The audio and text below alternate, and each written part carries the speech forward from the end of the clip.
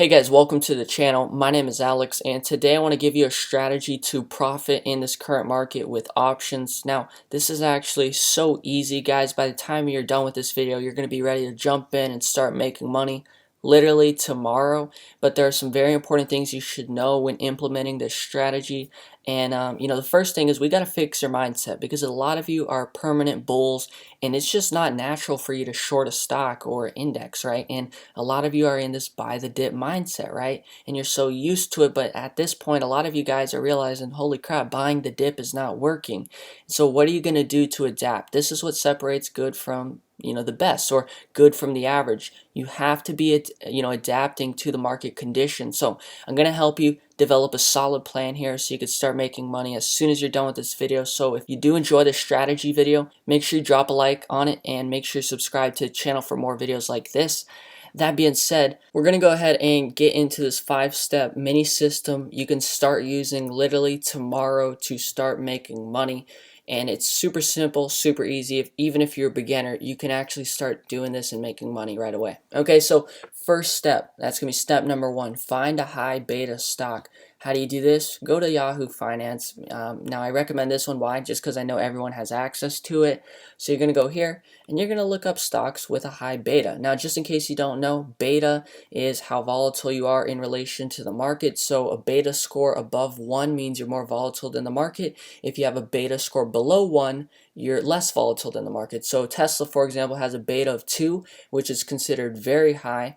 And then, let's go to Walmart, for example, has a beta score of only 0.45 or something like that. Yes, 0.48, right? So what that tells you is that in relation to the market, Walmart barely moves. And so this is what you see a lot of beginners do. They're like, oh, the market's going to drop, so let me actually short some stocks today. I'm going to go in, I'm going to short Walmart stock. But Walmart only ended down 0.05%, whereas Tesla, on the other hand, dropped almost 5%. So what makes you more money? A 0.05% drop or a 5% drop? Obviously, a 5% drop is going to make you a lot more money, and that's why your step number 1 is to find these high beta stocks, because the more volatile they are, the more you're going to get paid in the volatile market, right? If the market's already volatile and then you find a stock that's even more volatile than the market, then what you get is magnitude. Now, magnitude is the size of the move, right? The bigger the move, the more you get paid. And then second, if it's volatile, it moves quicker. And the quicker the move, the more you get paid, the faster you get paid, because as an options trader, time is of the essence. You have theta working against you when you're trading weekly options. So that's the first thing you want to do.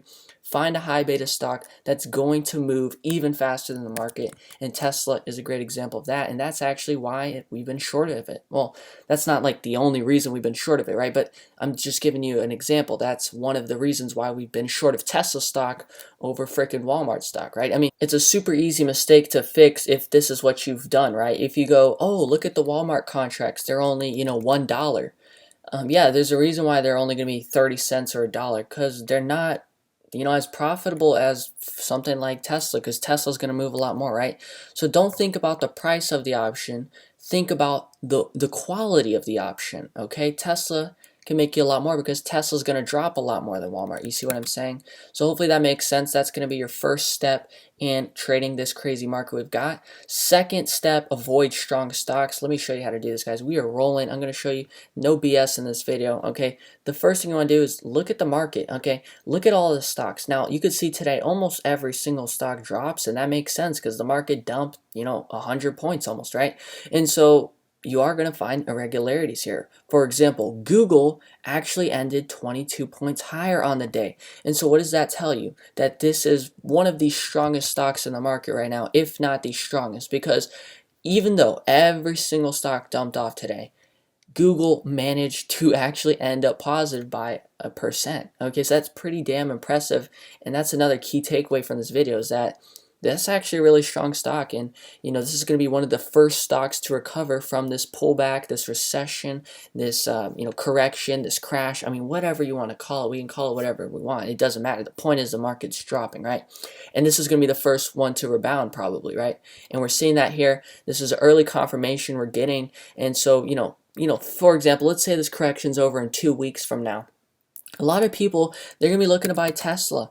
But little do they realize that Google is, a really safe bet. It's a really strong bet, right? But anyways, we're getting off topic here. We're not going about long-term investments here. We're going about how do you trade this market right now. So avoid strong stocks. Stay the fuck away from a stock like Google if it was up 22 points in a market that went down like crazy today, right? Hopefully that makes sense, because those are going to be a lot more reluctant to drop, which means you're just going to be wasting your time. Trade the stocks that want to drop. That's how you're going to make the money, right? Third step, avoid buying the dip, guys. The truth is, yes, you can still buy the dip, and a lot of you guys are so in that mindset of buy the dip, but here's a great example of why you wouldn't want to buy the dip today. So check this out. Here's a support level in the S&P 500, and so, oh, well, actually, I already drew it up, right? So basically, look at this. One failed attempt lower, and then we shoot higher. Second failed attempt lower, we shoot higher. Third failed attempt lower, boom, we shoot higher. So these 3 dips, you could have been making money. But the truth is, look at the gravitational pull. Look at where the market wants to go. It wants to go lower. And so all these buy orders here at the support level end up getting filled to the point where you end up breaking through. And so check out how strong these reactions were. But every single time you get to that buy zone, that buy level, every time there's going to be less and less buy orders. So the level actually gets weaker. And so once again, if you have the gravitational pull to the downside, those orders are just going to keep getting eaten up over and over and over until finally you do break through, right? And so that's what makes the resistance levels stronger than the support levels. And that's exactly why you want to be shorting the top levels over the going long on the bottom levels, right? And so with these bottom levels, here's a great example, right? You buy this dip here, and you're like, oh yeah, market's up 10 points since I bought that dip. Boom, crushes through. Why? Because it's already tried to go down so many times that finally all those buy orders get beaten up, or they get eaten up, literally, and finally you drop lower because the buyers just can't keep it up, right? And so that's why you want to take advantage of the conditions right now, and you want to be on the short side instead of buying the dips, because you can really get burned pretty easily on the dips. Now, going into our fourth step here is find strong resistance levels. So how do you find a strong resistance level? For example, we've got multiple resistance levels we could point out here on this chart today, right? But the main and most important thing and characteristics you want to find in a strong resistance level is the fact that you drop hard at that level. So take a look at how strong this level was. Look how fast we started dropping off from there. So I guarantee you the next time we get up there at 38.42, this market's going to have a hard time getting past that level, because all these sell orders that are here that just aggressively sold off, well, a lot of people weren't able to sell there. Okay, so you're still going to have a lot of orders sitting there to sell. So when you get up there and there's that many sellers there, you can bet that we're going to get somewhat of a drop here next time. Now, will it be to the magnitude of this drop next time? Maybe not, but you're pretty certain that it's going to have some kind of reaction to this level, and it will bounce off. So a lot of guys like to scalp that. A lot of guys like to swing that.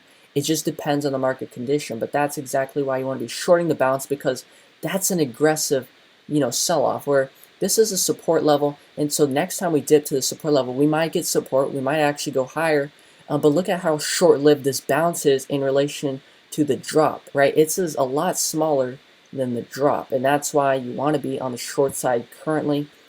Fifth step here in our little mini system we've got for you beginners out here today is set a predetermined exit if the trade goes against you, because you can't be right on every single trade. So here, let's go over back to this resistance level. Let's say next time you took my advice about how we're going to likely have a reaction to the downside next time we hit this level, right? So let's say next time we reach there, you're ready, you're locked and loaded, ready to buy some puts.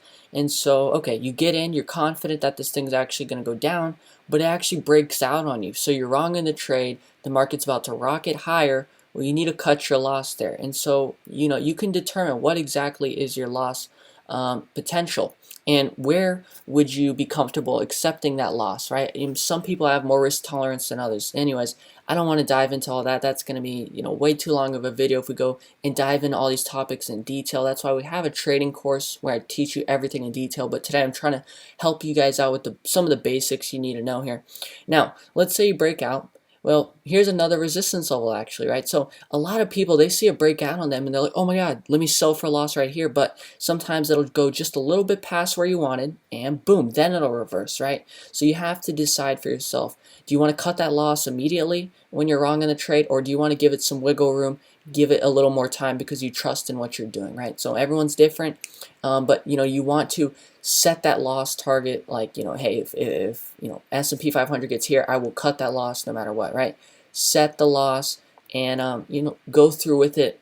And obviously that's harder said than done, but that's a psychological aspect of trading that once again we don't have time to get into today. So boom, those are your 5 steps. This is a mini system you can start implementing to start trading this market. Short the resistance level after you find these 3 things here, which is the high beta stock. Once you've noticed that, okay, this is not a strong stock and I can actually short it. And third, don't try to buy the dips. And once again, you can buy the dips, but it's not going to be as profitable as shorting the tops right now. And you really want to be on point, and you want to be pretty experienced if you're going to be buying the dips in a market that's selling off as hard as it is right now, right? And then 5th and final step, have an exit plan in case you're wrong. But if you follow this system here, this little mini system, you can probably win at least 68% of the time. Now, if you want to boost your win rate, if you want to trade with me and our trading group guys, where we actually had 100% accuracy this week, I'm not even kidding, we went 12 for 12. Maybe I'll have some of our students or members testify to that, but to be honest, probably half of them didn't even make it through this video because they already know all this basic stuff. Now guys, I made this video in hopes of helping a lot of you beginners out there, so this is just a baseline to get you started. Now, I wish it was as simple as having 5 steps to, being a millionaire trader. It was just that simple, but it's not that simple.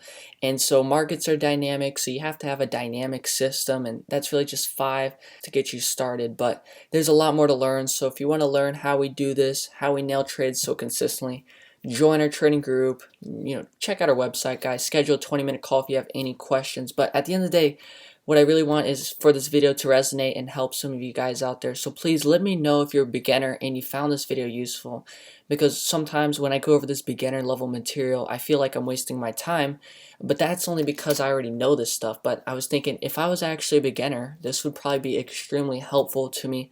So please let me know if you made it to the end, if this was useful for you. But my name is Alex. Thank you so much for watching. Drop a like on the video if you haven't already, and make sure to subscribe for more videos soon. I'll see you on the next one. Bye.